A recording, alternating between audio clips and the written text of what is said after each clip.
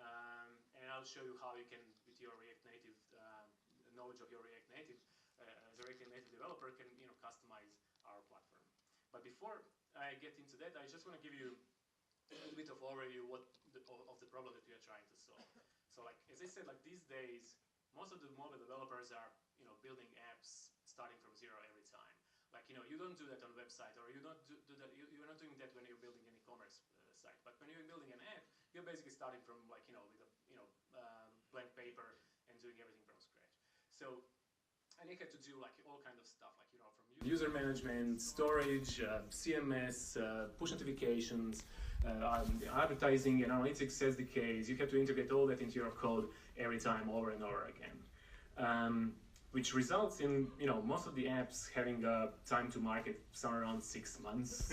It's an average in our experience. Maybe you can do a smaller project in 2 or 3 months, 1 month, but like for a little bit more complex app, it will take 6 months to a year, or even more in some cases. We had some projects that were going on that were in development for like a year and a half. But what's even worse is after you launch an app, you'll be spending probably 80% of your time playing catch up with new iOS versions, new Android phones, and just fixing bugs and making sure that your app is not broken. And maybe if you're lucky, you'll spend 20% of your time actually building new features. So yeah, a lot of people are getting frustrated with app development. Especially if you're talking about big development teams, they're so frustrated with the cost and the people that amount of developers that they have to have and the time consuming stuff. And this is basically the problem we are trying to solve. So what we are trying to do is enable developers to spend as little as possible time on maintenance stuff and focus their time on developing new features and actually building features that are engaging with their users and their customers. And I'll show you how we do that. So basically, you remember that curve. We are trying to eliminate all the steps except designing new features, building UI, building the business logic that you need to run that new functionality. And how do we do that? There are a couple of components in our platform that are helping automate and reduce some of that maintenance work. First is automated builds and publishing. So we completely automated all the binary submissions to the store, signing out the certificates, distributing maybe the test version for your client, the version that is release candidate, managing all those different versions, and making sure that every time when you're submitting a new binary, you don't make a mistake by using the wrong certificate, or looking for the developer who set up the build script, and when you want to push the new update and that kind of stuff. The platform has a ton of pre-built SDKs, like analytics SDKs, ad SDKs, payment SDKs. So you don't have to spend your time working on that. And even better, for example, Google Analytics releases a new SDK update. We will update the binary for you. We'll even do a QA, and then you can just do the final QA and push the app to the store. So all of that stuff is automated as well. There is an UI toolkit for React Native, which I'll show a little bit later. It's open source. You can use it in your app. It's completely standalone. You don't have to use any of the Shoutem backend or storage. You can use the UI toolkit to build beautiful, themable apps. You'll see that later. And we have a ton of pre-built modules. We call them extensions that you can use, also open source, that you can use and build a core functionality of your app quickly. And then I think the most powerful thing that we offer is our mobile backend and cloud backend and CMS. And this is not a CMS like Bars used to be, or Firebase, like developer oriented. It's a CMS that you can actually give to your client. It's a user-friendly CMS that they will be able to use to update the content and manage the app by themselves. So you won't have to teach them how to use Firebase or Bars or something like that.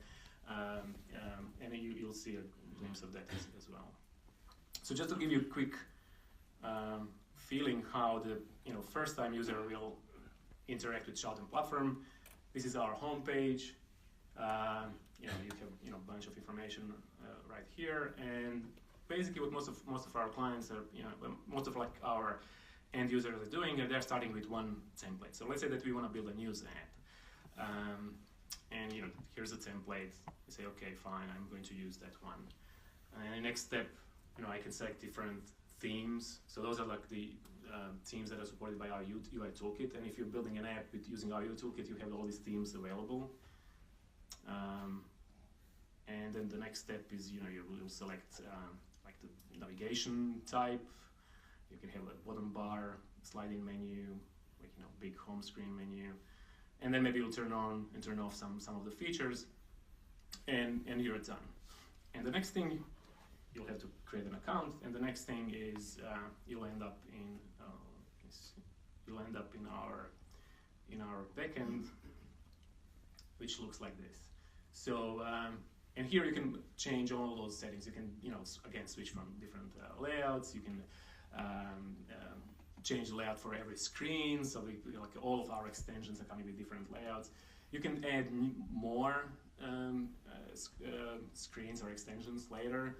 Customize the theme. So you'll see like this is just a demo. So there is just one theme right here. But you'll see we have a built-in designer that you can use to tweak the look and feel, so you have all the kind of parameters of that theme exposed, and you can use it to tweak it, or you can write custom React native style code and customize the theme by coding. So here is like the whole platform is built out of like small components which we call extensions. Just for those who are familiar with WordPress, it's very similar to WordPress plugin. So basically every single feature is an extension, and you can check out that extension, you can see the code, and you can customize it and override our functionality, or you can build your own extensions and build on top of the platform.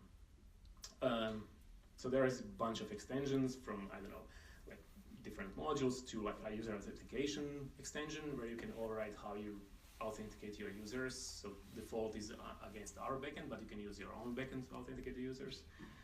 And then there is something called Extension Marketplace, which right now, like idea is that developers will be able to submit their extensions to the marketplace and maybe sell them at some point. We'll see. We're not there yet, but that's the plan. And so you can install different extensions. But what's interesting here is like where React Native comes into the play is that you can write your own extension. And for that, you will have to register as a developer, which is easy, and you'll have to read a little bit of our documentation. So the developer's portal we built to get you kind of ramp up quick. But basically, what you need to know React Native, and you need to know how to use the npm packager, and that's pretty much it. And JavaScript. So there is nothing really crazy about our platform. It's like a basic pure React Native. If you want to use our toolkits, but anyway, people are using a lot of toolkits to build their apps, so that shouldn't be an issue. So how do you start? Let's say that we want to build, so we build a news app, and now we want to customize that news feed, and we want to build our own news feed. So you will use our command line tool to check out the scaffold project and to create like an extension. So what happened here, we created an extension called My Digest. So we are building like our digest app, and we created one screen. So that screen will be an entry point that users will actually see in the app. Can you make this bigger? Yeah, I don't know. I'm not sure if you can. Yeah, I'm not sure where the admin went. But okay. Yeah. Sorry about that. Yeah, I'll make it. Yeah, I'll upload it later. So this is the project like scaffold of the project, and there are like 3 folders. One is called Screens, and this is where all the screens, like you have like a list of articles. You maybe have details of an article. Maybe you have like a comment screen. So all the screens will be in that folder, and then you have the themes folder, which is a folder where you can write your own theme or override ours. And then there is a server folder somewhere around here.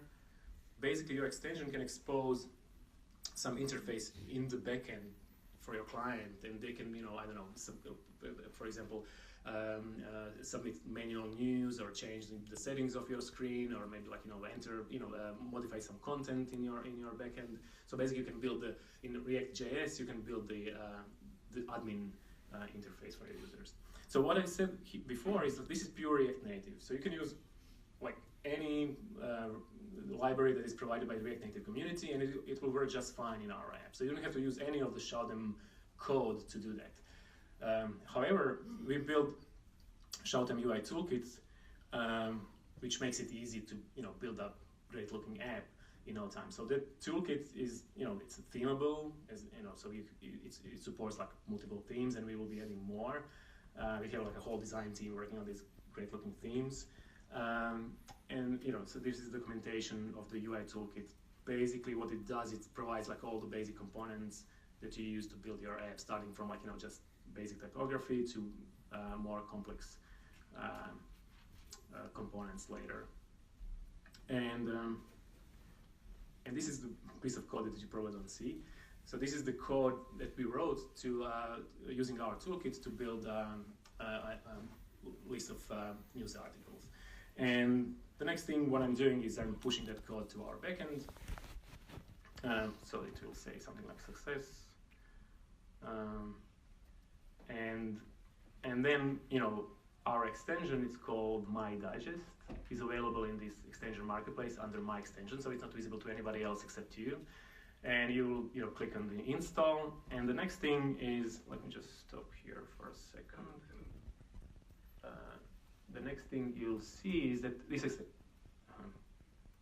that extension is available under the screens pop-up. So basically, when you're adding a new screen to your app, this is the pop-up that you see, and now all of a sudden My Digest screen is here available. We didn't supply any nice-looking image, so it's just using the placeholder. But basically, when I add a new screen, you'll see what happens. So this is the server piece of the code, which you don't have to do, but it allows users to paste the URL, and it will find the RSS feed if it can find one, and pull the content into our backend. So what is going on here? This is a preview mode. Now you'll see. Sorry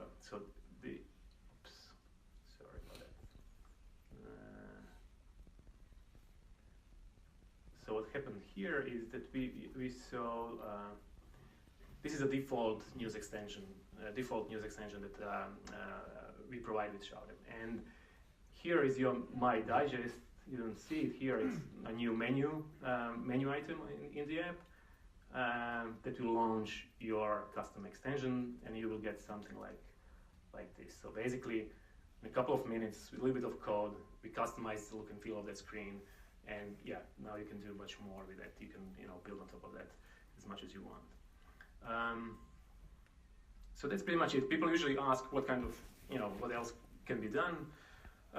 You can build all kind of screens and just submit them up there as extensions.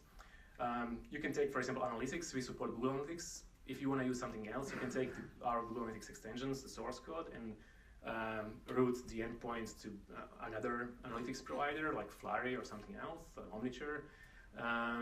Authentication, you can override our authentication model and authenticate against your Magento backend. For advertising, we support DFM and MoPub, but you can, again, you can customize that as well. And then you can also build native models as you can in any React Native app. So you can build a Swift or Java component and wrap it into React Native and then include it into your app as well. And then, you can override and build your own themes for your app and completely customize the look and feel. And that's pretty much it. So the Shoutem v5 is currently in beta, and if you send me an email or go to Shoutem GitHub.io, but you can send an email to me, we'll give you an access and you can start playing around with that. We hope that we'll launch app for to public in January. We're just polishing a few more things before we're ready to launch. That's pretty much it. And and if questions. Does Shoutem have a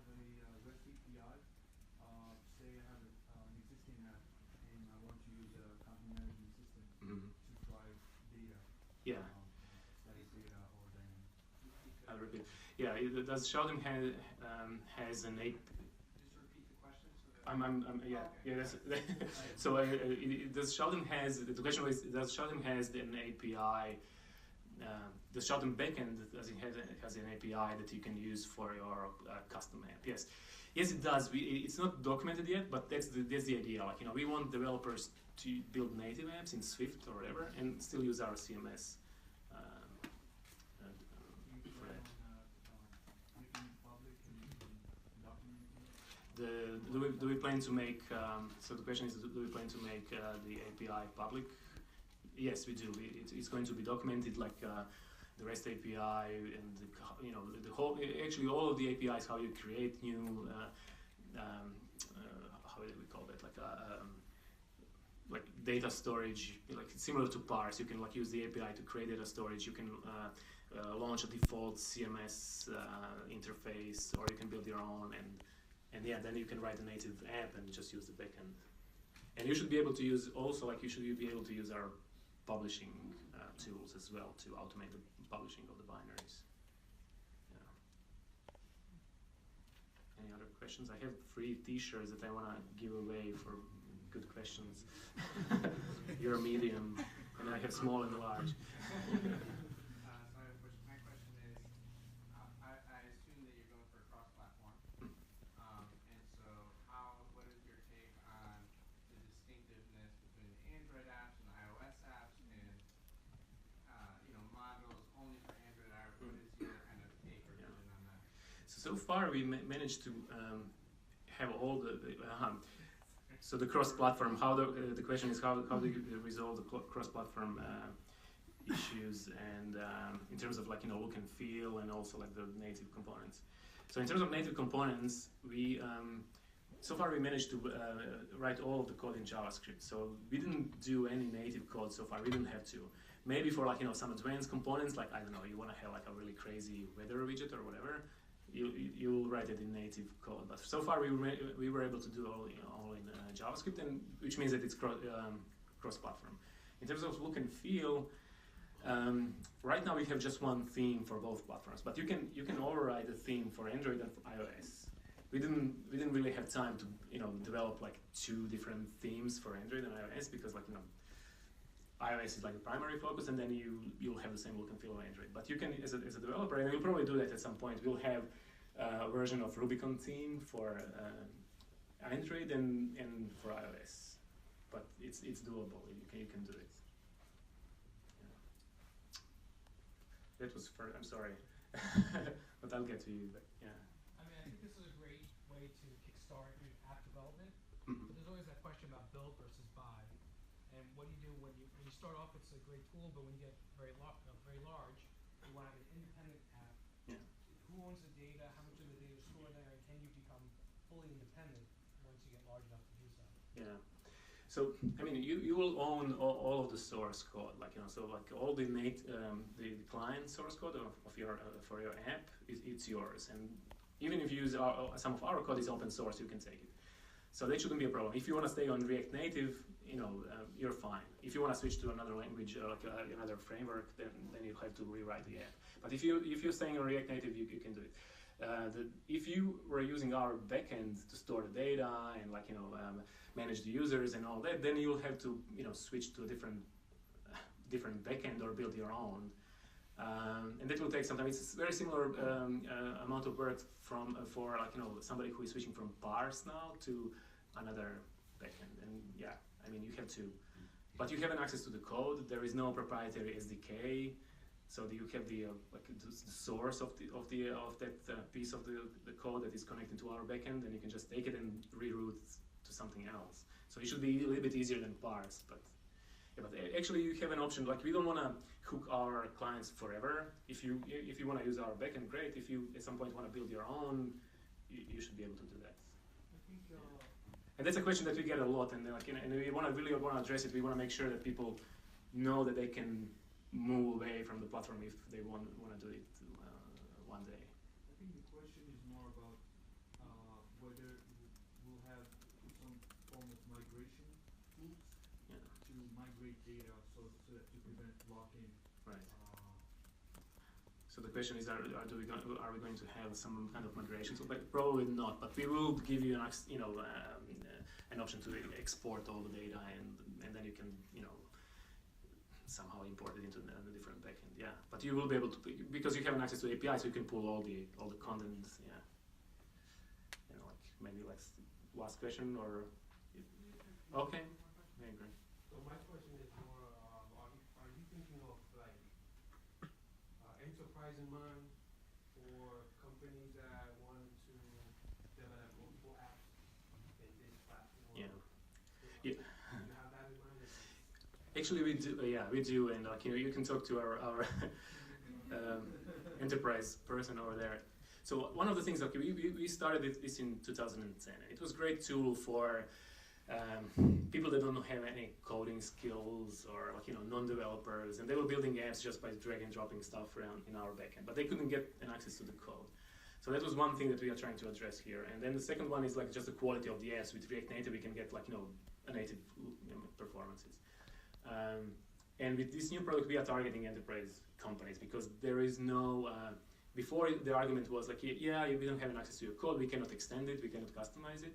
And the second argument was the performance is, because we used HTML5 JavaScript before, the performances are not at the level where the native apps are. So basically, with the new product, we are resolving those problems. Plus, yeah, you'll have a support for multiple apps, single code base, but maybe different flavors, and managing 50. We have clients that are managing 50. We have a client that is managing 400 apps in the store right now.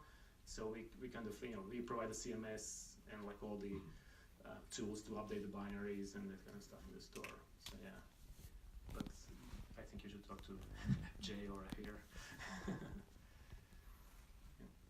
So from a code boilerplate generation perspective, what does this platform have over something like Ignite, which is another boilerplate creation? I'm not so familiar with Ignite. Maybe you have something what would that be? What? We were looking at so what we are trying to do here, there are a lot of platforms that are kind of developer oriented. I don't know, the Accelerator was like that. What we are trying to do, we want to make it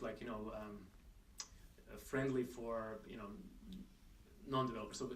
So we want to give the developers an option to build apps and build on top of our platform, but they need tools that they can hand over to a client and have a client manage the app and update the content by themselves. So I think our CMS is probably the biggest differentiator because it's built for people that don't know anything about technology, and they just need a simple tool where they can update the schedule for an event, or push send push notifications, or check out loyalty points or that kind of stuff. So that's probably the biggest. But and it's, I don't know about the Ignite, but I don't know if there is a platform like this that is built on React Native. So we really are hoping for adoption from the React Native community here. Okay, very good. Yeah, if you want a t-shirt, come over.